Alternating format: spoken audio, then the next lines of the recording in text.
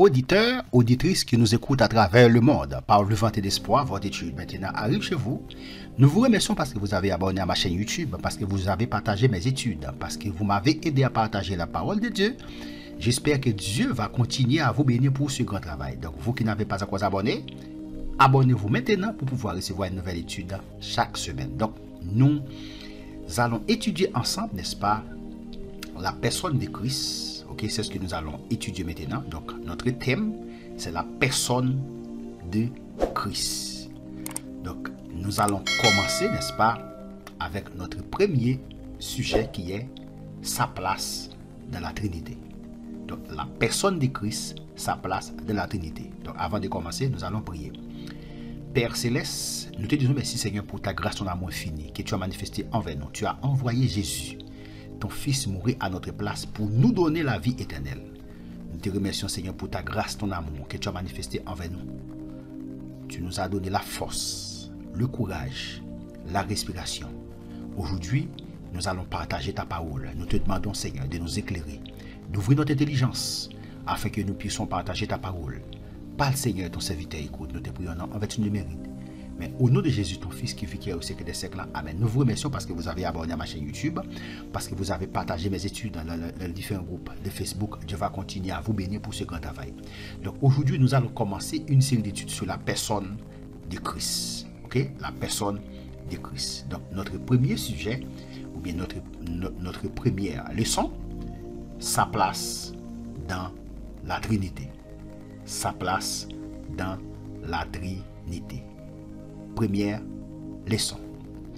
Nous allons présenter, n'est-ce pas, nos plans. Ok? La personne de Christ. Leçon 1, sa place dans la Trinité.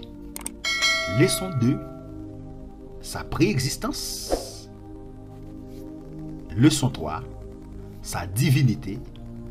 Leçon 4, sa venue annoncée. Leçon 5, son incarnation. Leçon 6, son titre, Fils de Dieu. Leçon 7, sa mort, sa résurrection, son ascension. Leçon 8, son rôle de médiation.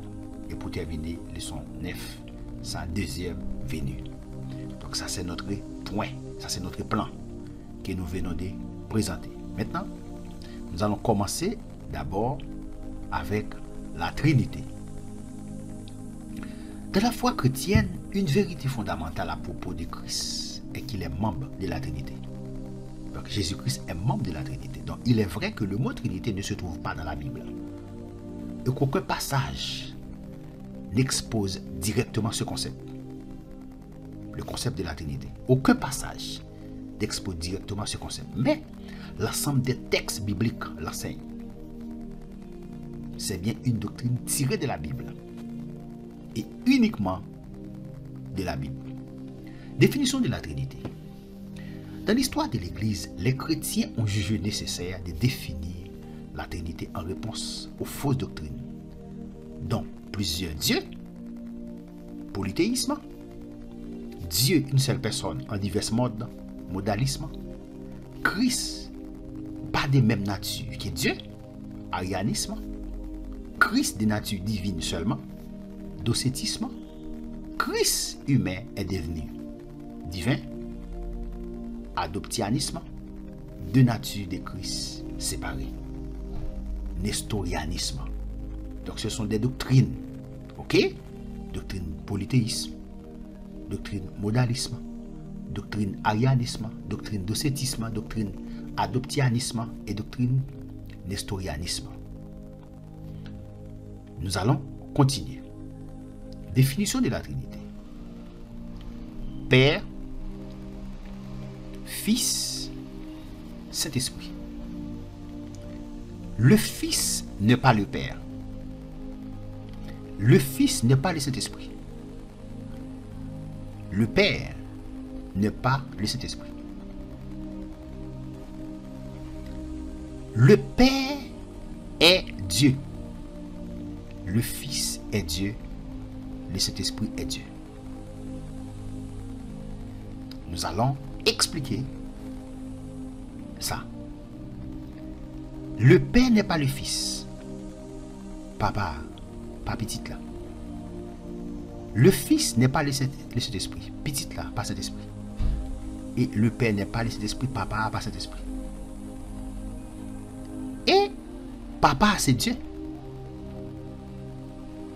Petite là, c'est Dieu. Saint-Esprit, c'est Dieu. Maintenant, dans l'esprit, nous n'en pensons, non. C'est toi, Dieu. C'est pas toi, Dieu. Dans pensée, non, il fait toi. Dans le niveau, dans la compréhension humaine, non, on a regardé logiquement parlant. C'est toi. C'est toi, Dieu. Mais les rois, les loin, on peut aller à travers la Bible. C'est pas toi, Dieu. Un seul Dieu. Ouais, définition de la Trinité. Un seul Dieu. En trois personnes distinctes. Père, Fils, Saint-Esprit. Chaque personne étant pleinement Dieu. Ça, c'est la définition de la Trinité. Un seul Dieu. En trois personnes distinctes. Chaque personne étant pleinement Dieu. Un seul Dieu. En trois personnes distinctes. Chaque personne étant pleinement Dieu. En trois personnes, Père, Fils, Saint-Esprit. Trois personnes distinctes. On va expliquer le mot distinct. Un seul Dieu, en trois personnes distinctes, Père, Fils, Saint-Esprit, chaque personne étant pleinement Dieu. Chaque personne étant pleinement Dieu. Maintenant, là, ici, il n'y a pas de problème avec papa, qui c'est Dieu. En pile religion, il y a un problème avec le Fils et le Saint-Esprit. Il y a des religions qui ne pas accepter Jésus comme Dieu, qui ne pas accepter le Saint-Esprit comme Dieu, qui ne pas accepter ni le Fils, ni le Saint-Esprit comme Dieu. C'est seulement papa. Il y a des religions qui nient petit là comme Dieu. Il y a des religions qui nient le Saint-Esprit comme Dieu. Donc, la définition de la Trinité, c'est quoi? Un seul Dieu, en trois personnes distinctes, Père, Fils, Saint-Esprit, chaque personne étant pleinement Dieu. Ça veut dire qui ça? Le Père, le Fils et le Saint-Esprit ont les mêmes attributs divins. Papa, petit Saint-Esprit ont les mêmes attributs divins. Pas quelqu'un qui est supérieur à l'autre. Pas quelqu'un qui a plus de puissance que l'autre. Parce qu'ils ont les mêmes attributs divins. Tout ça, papa a fait, petit la a fait. Tout ça, petit la a fait, cet esprit a fait. Pas quelqu'un qui est inférieur à l'autre. Côté nous, Jésus-Christ a petit son série de versets dans le Nouveau Testament qui montre que papa a pu grand passer, il dit ça tout. Nous connaissons Jésus, il était 100% homme et 100% Dieu. Il parlait, c'est parti. Dieu a parlé, il parlait tout, c'est homme qui a parlé. Et il côté il dit tout ça, papa a fait le café. Et il côté il dit, papa a pu grand passer. C'est verset ça, religion ça, sexe ça, prend pour vous dire, Jésus-Christ n'est pas Dieu. Qui côté tout, vous considérez Jésus comme un petit Dieu. Religion ça, elle a écrit Jésus-Christ comme Dieu côté dans Jean 1, verset 1. Au commencement était la parole, et la parole était avec Dieu, et la parole était Dieu. L'elle dit la parole était Dieu, il écrit Dieu avec une idée dans la Bible, religion ça. Donc, il y a un problème avec Jésus-Christ comme Dieu.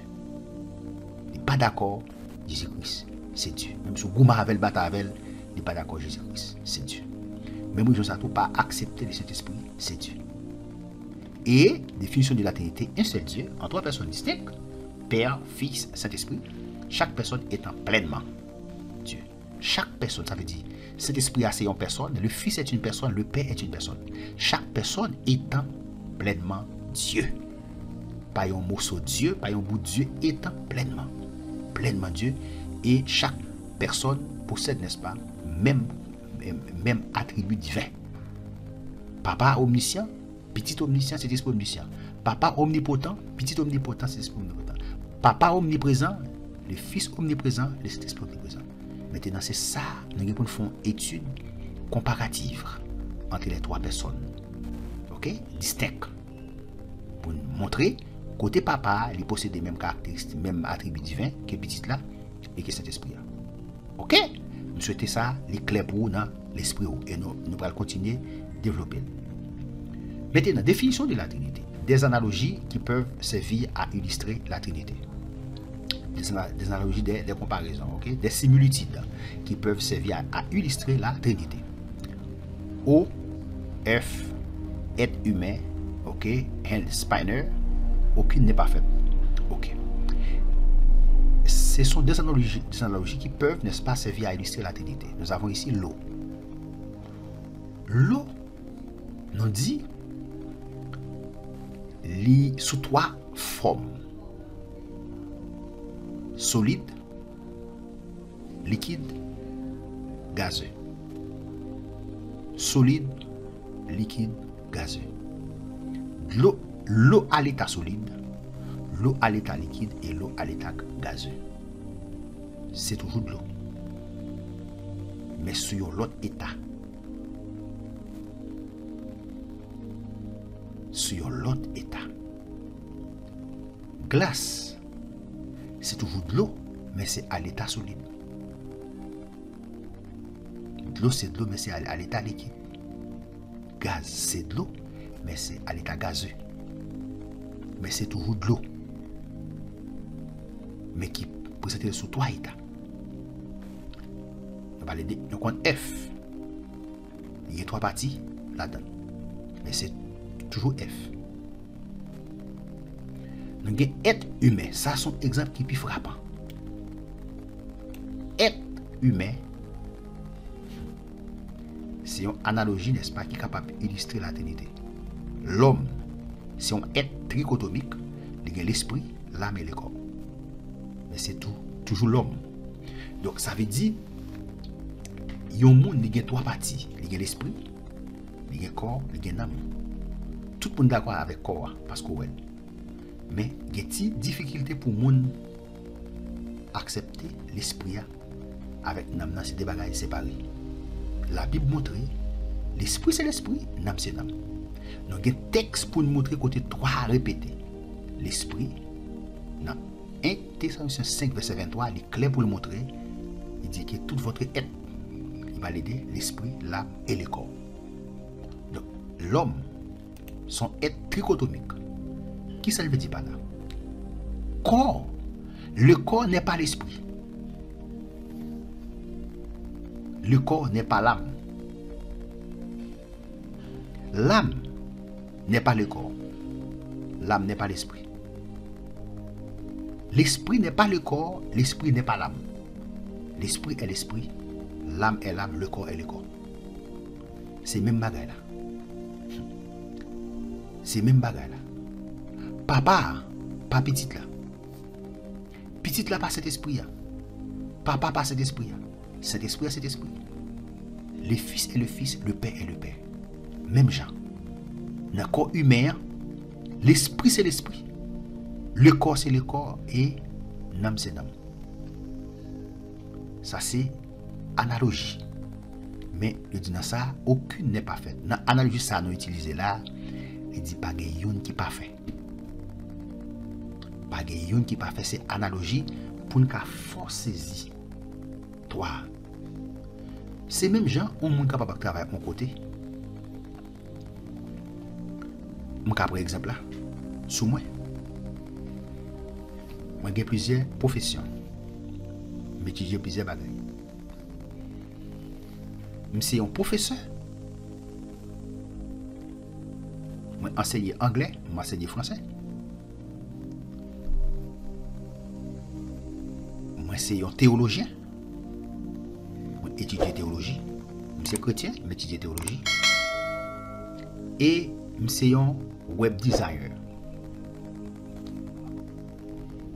Je suis un web designer. Qui est-ce? Non moi-même. J'ai 3 bagages. Moi c'est professeur. Moi c'est théologien. Moi c'est web designer. Si ou relève dans téléphone, yo dit ou mandé pour passer au professeur, ou relève ou son élève, ou besoin étudier, ou besoin faire, ou besoin étudier langue en ligne, Ou relé, ou demandé pour passer professeur, il n'y a pas ça. Il n'y a pas ça. Si vous relé encore, ou demandé, ou besoin d'une information sur un verset dans la Bible, il y a quelques versets qui ont des difficultés avec ou passer téléphone. Il y a brûlé, ou dit ou besoin de parler avec théologien. Il y a passé au moins. Sous relais, ou dit que ou besoin créer un site web. Ou besoin monter un store en ligne. Ou besoin page de vente pour business. Ou besoin faire publicité pour business. Ou besoin page de vente pour business. Ou besoin construire un site web. Il n'y a pas ce web designer qui c'est toujours moi-même. Les m'a parlé avec vous. En tant que théologien, mon langage. M'utiliser le langage théologien. Comme professeur, mon langage. Comme web designer, mon autre langage. Maintenant, ça me dit là, tout ça me dit là, il n'est pas parfait, mais c'est pour montrer côté ça veut dire toi. Mais pour mon Dieu, nous allons les gens différents. Même analogie, mais nous allons trois personnes distinctes. Il dit, nous allons trois personnes distinctes, sont égales et ils ont la même fonction. L'aime dit même fonction, nous allons. Mais pas, excusez-moi, ce n'est pas même fonction différente, mais ils sont égales en pouvoir, en puissance, ils ont les mêmes attributs divins. C'est ça, nous allons dans ça. Maintenant, la Trinité progressivement révélée. La Trinité est progressivement révélée dans l'Ancien Testament.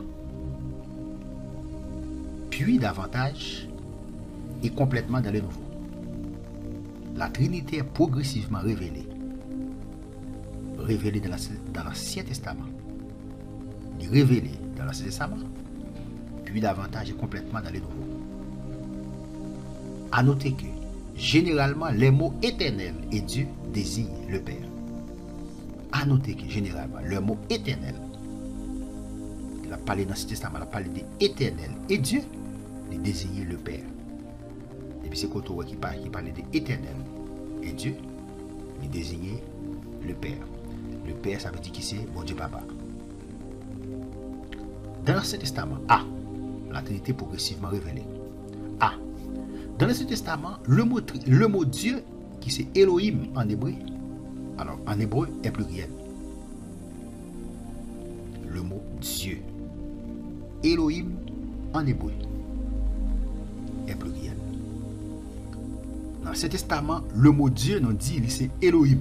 En français, nous dit Dieu maintenant. En hébreu, c'est Elohim. Elohim, c'est pluriel. C'est pluriel. Mais en français, les sujets ou verbes li au pluriel, verbe la 2 au pluriel. Les sujets au singulier, verbe la 2 au singulier. Eh bien, Elohim nous dit qui c'est Dieu, qui c'est pluriel. Eh bien, les utiliser Dieu, eh bien, verbe là en français, il n'est pas au pluriel, il est au singulier. Exemple, il dit Dieu créa. En réalité, en français, si Dieu c'est pluriel lié, ou pas t'as de dire créa, t'as de dire créer. Vous comprenez? Ouais, Dieu créa. Maintenant, Dieu, n'est-ce pas, ici c'est pluriel. Le mot Dieu, Elohim, en hébreu est pluriel. Il pas singulier, c'est pluriel lié. Ça veut dire l'or est Dieu. Forêt papa, forêt petite là, forêt cet esprit là. La manière dont Dieu s'adresse à lui-même. En alloué, façon que bon Dieu adresse avec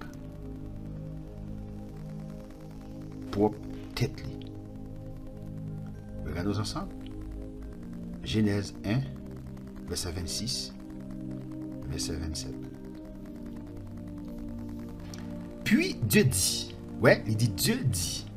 Il dit Dieu dit. Il a dit Dieu dise au pluriel. Mais maintenant, puisqu'il nous dit que Dieu est un seul Dieu. Et Dieu, ça ici, c'est Elohim. en hébreu, ouais, on dit Dieu dit, maintenant c'est Elohim. Elohim qui t'a pluriel, verbe là, t'as supposé au pluriel, mais il pas au pluriel, il au singulier. Dieu dit, faisons l'homme à notre image. Faisons. Ça veut dire, on fait l'homme à image. Non? Maintenant, ça c'est pluriel. Faisons. C'est un impératif au pluriel. L'autre dit faisons en français. Qu'est-ce que ça veut dire? On fait. Faisons. On fait l'homme à image. Non? Ça veut dire, là, nous avons pluriel là. Faisons l'homme à notre image, selon notre ressemblance. Mais sauf qu'il dit faisons l'homme à notre image, il n'a pas dit à nos images. Il dit à notre image. Ça c'est singulier.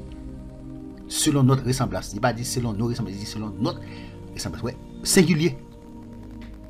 Et qu'il domine sur les poissons de la mer, sur les oiseaux du ciel, sur le bétail, sur toute la terre et sur tous les reptiles qui rampent sur la terre. Verset 27. Dieu créa l'homme. Dieu, ici, nous dit Dieu, c'est en hébreu, c'est Elohim. Maintenant, il dit Dieu créa. Il n'a pas dit Dieu créait. Singulier. Dieu créa l'homme à son image. Singulier. Il t'a dit Dieu créait l'homme à ses images, à son image. Il le créa à l'image de Dieu. Il créa l'homme et la femme. Ça. La manière dont Dieu s'adresse à lui-même. Dans la façon de adresser avec tête, ouais, il a dit la tête dans façon plurielle. Genèse 3, verset 22-24.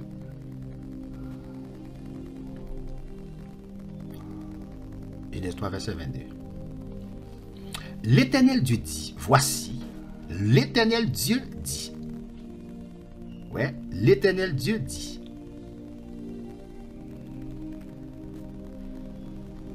L'Éternel Dieu dit, singulier, voici l'homme est devenu comme l'un de nous. L'homme est devenu, en parlant d'Adam, est devenu comme l'un de nous. Mes amis, nous c'est pluriel. L'homme est devenu comme l'un de nous, pour la connaissance du bien et du mal. Empêchons-le maintenant d'avancer sa main, de prendre de l'arbre de vie, d'en manger et de vivre éternellement. Maintenant, ça c'est après Adam et Ève te fin péché. Ok?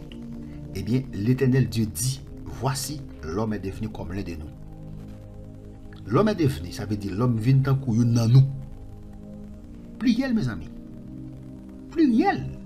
Le Père, le Fils et cet esprit-là. L'homme est devenu Dieu, ou est le Père, ou est le Fils, ou est le Saint-Esprit. L'homme est devenu comme l'un de nous. Pluriel, mes amis. Pour la connaissance du bien et du mal, parce que nous songeons.